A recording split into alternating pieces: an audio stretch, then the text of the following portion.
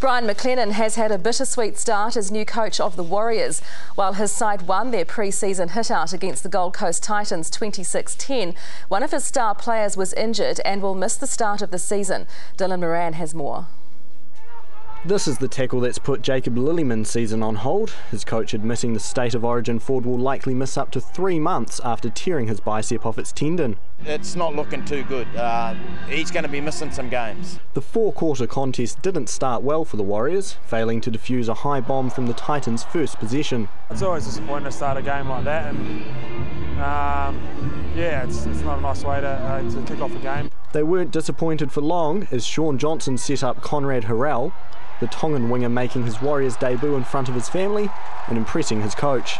Conrad Harrell on the wing did a pretty good job for us. He's very, very difficult to tackle. He's infectious in his enthusiasm. He's a lovely kid, and he's going to be a good player as this boy. Both teams were taking the match seriously, Glenn Fisiahi copping a Ben Ridge shoulder, but it was the Titans who were hurting as Fisiahi's replacement Lewis Brown scored with his first touch of the ball. Johnson had created both of the Warriors' tries, so it was only right he got one of his own in the second quarter. Up 14-6, the Warriors couldn't reel in 2 prime interception opportunities, and while the Gold Coast were gifted an overlap, they weren't able to hold on to the ball, and Fisiahi, back on the field, scooted off for a 4-pointer.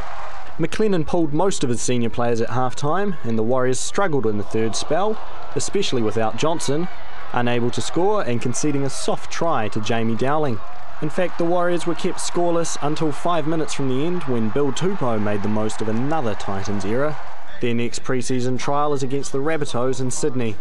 Dylan Moran, 3 News.